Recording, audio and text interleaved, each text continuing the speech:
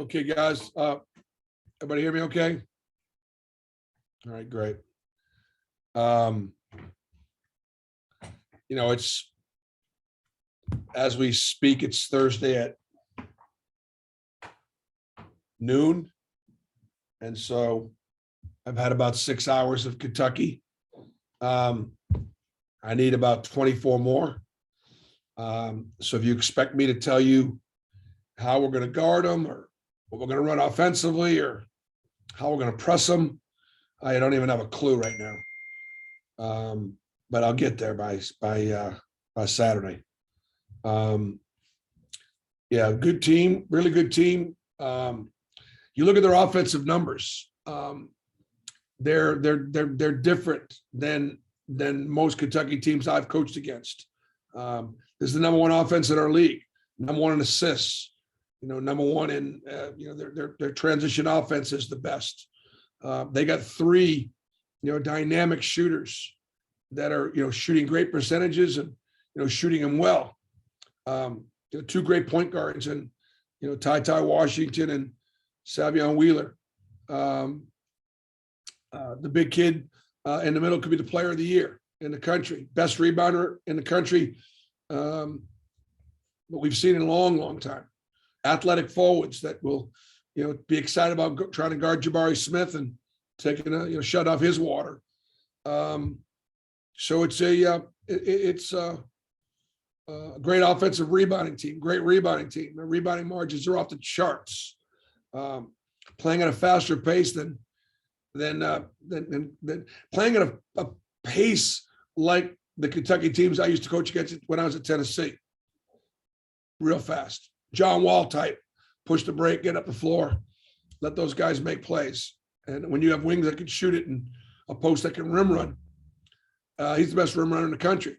So those are all the things that we're going to face. Our guys have done a great job this year, getting ready to play every night and finding a way. We got a lot of holes. We got a lot of weapons, a lot of character, a lot of depth, and our guys have been really locked in. So, questions? We start with the question from Justin Hokinson. Hey, Bruce. I know you love history and have a lot of respect for history. Just what does this game mean for Auburn basketball? I think it's the first pair of top 12 teams in Auburn Arena history. Just what is the significance? Standing room only tickets are like $300. I mean, what is the significance of this game for this program, you think? Well, I mean, it's probably the biggest home game we've had since I've been coaching. And we've played Kentucky here 3 or 4 times, I think. But there's a lot at stake here. Take away the rankings. The winner of this game is going to be at least in control of the regular season championship moving forward, because we only play them once. And so it's a huge opportunity for either team to kind of put themselves in position where everybody else is going to be looking up at you. We've talked about the fact that we don't want anybody else to do our work. We talked about that against LSU. We talked about it against Alabama. We'll talk about it against Kentucky for sure. Yeah, no, it's great that on a Saturday in the middle of January, all eyes of the country will be on Auburn, Alabama, on CBS on a Saturday afternoon, and it'll be for men's basketball. That's that's something that you might not have said a few years ago. Next is Jordan Hill. Bruce, you mentioned Oscar Tshiebwe a few minutes ago. He's been a force for Kentucky. Just in what you've gotten to see of him, what sort of stands out, and how crucial is that matchup going to be Saturday? Well, I mean, he is he's the biggest, strongest, fastest player running up and down the floor. We actually have got 3 centers in Stretch and Dillon and Walker that can really run also. That's going to be an interesting track meet to watch that all game long. And then they've got Ware that comes in behind him and a couple of Collins. So they've got 3 centers that do the same thing. He is just He's got 5 defensive rebounds. So that means if he's around the basket, he's going to, and you miss, he's going to get the rebound. So everybody will try to pull him away from the basket. It's easier said than done. And then on the offensive end, when Dylan or Walker go over to try to block a shot, which they've been noted to do a time or two, he's just going to be gobbling up the backside of every miss. So you're kind of damned if you do, you're damned if you don't, if you rotate over to try to block shots. So he's a handful, and he puts 2 hands on everything. 2 hands on everything, and 2 hands on his catches, 2 hands on his rebounds. And that's what great rebounders do. Every 50-50 ball is his. Brian Stoltz. Bruce, you mentioned last night how you want your team to get more to the rim and be aggressive in the paint. How big is it to get, even on fouls? I think or Georgia only had like 1 foul going into halftime last night. How big is that against Kentucky to get even foul calls and be aggressive at the rim? Well, we obviously haven't been very effective drawing fouls. We, like you said, we had 2 fouls at Ole Miss at halftime. 2 fouls, and they both came in the last minute when KD Johnson stole the ball and they fouled him at the rim. And then last night, what did Georgia have? How many fouls did Georgia have at halftime? I think 1 or 2. It was like 1 with like 4 minutes to go. So we're obviously not doing a good enough job driving it into contact. Mark Murphy next. Bruce, on your team's personality, is this the type of group that really has fun with a challenge like this one coming up Saturday? No, I'm their coach, and so I'm no fun, and so I don't let them have any fun. But I think they have fun because they love our fans and they love the crowd, and they love the passion, and they love the energy, and they feed off it, and they love each other. And so there's a lot of love there. They just got to overcome me.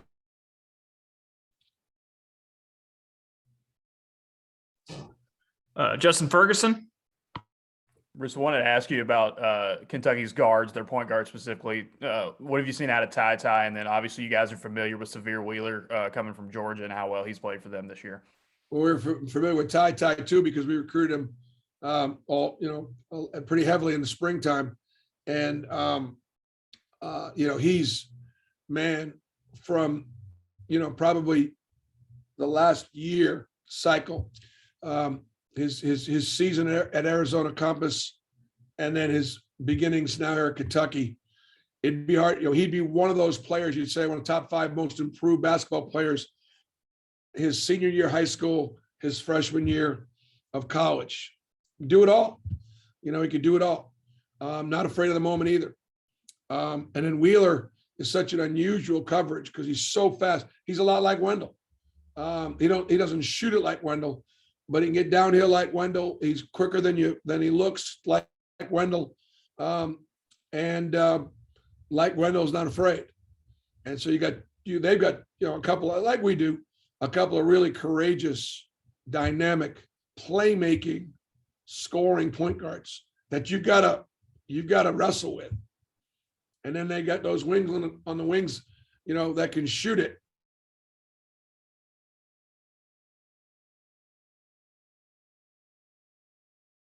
And Brooks, and they got monsters in the middle. They got all the pieces. We're going to go to Jerry Tipton next.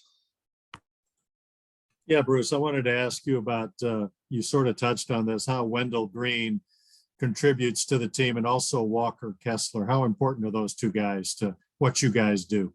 How important is, your 1 and your 5, really, really, really crucial.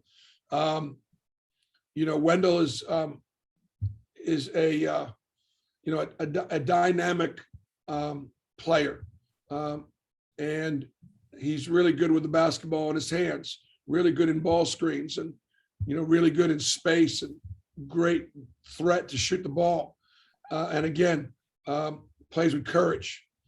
Been really good for us on the road because he doesn't get infected at all by the environment. Experienced. AAU player, great high school at La Lemure, played against and with, great players. And while at Eastern Kentucky, he watched every Kentucky basketball game, so he understands what Kentucky basketball is all about. And then Walker, again, impacting the game at the rim as much as any player in college basketball. Offensively in the air, defensively in the air. He can make plays on both ends. And the one thing that you haven't seen him do yet that he can do is shoot the three ball. And he's still shooting it. He hasn't made many, but he's going to keep shooting it. But it just tells you that Walker has shedded a label of being, a big 7'1", heavy luggage, slow player to being a candidate for the defensive player of the year in the country because the way he can switch off on guards and the way he can protect the rim. And if I can ask a follow, Bruce, I wonder, you said earlier, and I've noticed it over the years, you really like history, making history or doing things that are historical. Why? What attracts you to that? It's a great question. If you do, and we probably should get a pic. Marlene should probably get a picture of this. In our locker room, there is the AU logo. And around that AU logo, you would think it would be Auburn basketball or Auburn University. It's make history with the AU logo in the middle. We've got history with Auburn basketball. Sonny Smith and Charles Barkley, Cliff Ellis, and when he was coaching, and Chris Porter and the '99 team. And we don't have a ton of it. And so it's a lot easier to come to Auburn and make history than it is to go to Kentucky because they make history every year. We don't make history every year, but we have the last 4 or 5 years. And so, that's, you kind of want to be able to leave your mark. And for each player, they've got a 1 to 4 year.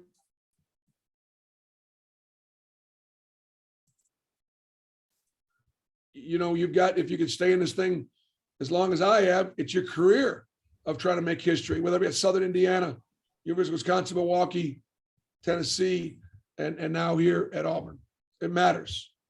It stands the test of time. History matters at Kentucky, doesn't it? Yes, sir. Thank you. We'll go to Callie Stanford next. Hey, of the town. So what's your message to the team trying to calm down all this excitement going into Saturday? I think I heard, could you repeat that again, hon? I apologize. Everybody on campus is talking about you. So what's your message to the team as they're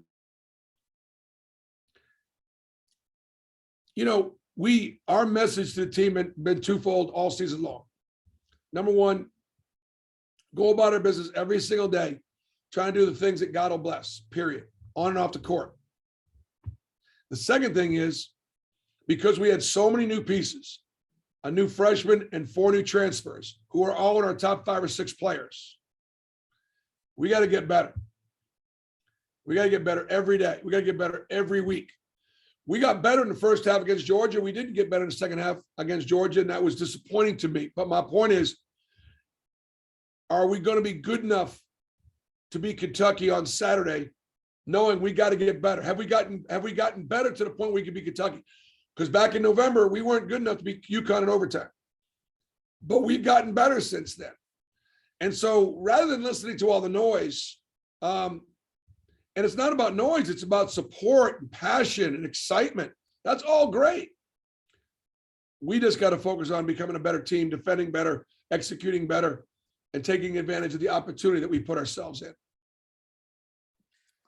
Go to Steve Moulton. Hey, Coach, certainly appreciate the time and you doing this today. I can't help but ask, with as big of a game that this is on Saturday, how much does a regular season game with this type of atmosphere help you to get you ready for March? I mean, it'll help because this will be our most challenging opponent. This will be the best team that we played. When we played LSU, they were down one of their better players. But this will be the best team we played, Kentucky. So that'll ultimately be the kind of teams that you're playing come NCAA tournament time. And so from that standpoint, it's good preparation. But this one is more about playing for championships, because there is a regular season championship at stake, and the outcome of this game will have something to say about it. Guys, that looks like a time for about 3 more in the chat. I'm going to go to Matt Norlander next. Bruce, I'm wondering, I know we still got 48 hours till this thing tips off, so there's a lot that you'll experience, your program will experience before the start of the game, but I'm wondering if this game is starting to feel like the biggest regular season game that you've been a part of since you and Cal went against each other in 2008, late February, Tennessee, Memphis. I don't know if there are parallels to be drawn there or not, but I just wanted to get a little bit of a sense of how you're intaking this, because the coaches are the same, even though the schools and the venue will be different. Yeah, Matt, the thing about that game, that was a non-conference game. And yes, it was 1 versus 2. And I was very, very pleased that Tennessee in Memphis, Tennessee, could have the highest rated ESPN game in the history of ESPN at that time. I think right now it ranks the second all-time watched game, 1 versus 2. But it was a non-conference game sometime in, I think, even early February, whenever it was. Yes. And so while it was exciting, it really wasn't about a championship. If Memphis was in the SEC at that time, I think it would have even had more, meaning. The environment was Super Bowl-like. It was a crazy atmosphere. It was fun to be a part of. This one here will be the same kind of atmosphere, same kind of fun, but this one means something. This one actually means more. Let alone, it doesn't matter if you're 1 or 2. We're playing. Both teams are playing for championships. Nubias Wilborn. Shout out to the SEC. It just means more there, Bruce. But just from yesterday, we didn't see Berman. Is everything okay with him? And then other than that, is everything okay with the health of your team going forward? Yeah, Lior had his foot was messed up a little bit, and I don't. Everybody else is healthy moving forward. All right, and we're going to wrap you up with the question from John Hale. Hey, Bruce, historically, we don't really think of Auburn, Kentucky as a basketball rivalry, but as the series is essentially even the last 6 years, how do you view this series right now, especially as a guy who was in the heat of that Kentucky-Tennessee rivalry for so long? Well, one of the advantages to being the Tennessee coach is it comes with the fact that if you asked your average Kentucky fan which team they want to beat most in the league, it's Tennessee, hands down. That goes back to Ray Mears. It goes back to Coach Rupp and Coach Hall. And by the way, I would be remiss by not once again briefly telling you how wonderful a man that you guys all know Coach Joe B. Hall was. Not only did he do an amazing job, but he was a good person. And he loved his players, cared about his staff, but was also very willing to provide advice as an elder statesman. And I know when I had a chance to win the Adolph Rupp National Coach of the Year, Coach Hall and I spoke, and I couldn't believe how much he knew about me and how much he knew about our team and the way we coached, and he even had some advice for me. So I'll cherish that. John, go back to your question. I feel like Joe Biden here for a second. Go back to your question. Meaning I lost my train of thought. I need you to ask it again. Okay, yeah, basically, just how do you view the Auburn-Kentucky series now within the context of it's not a traditional rivalry, but it's so even in the last 6 years? Well, and we've had some meaningful games, and And so it's what you want to try to do. So to finish my point, you want this game to matter. You know, there was a time when Auburn basketball would always play you hard, but really wasn't much of a threat to beat you.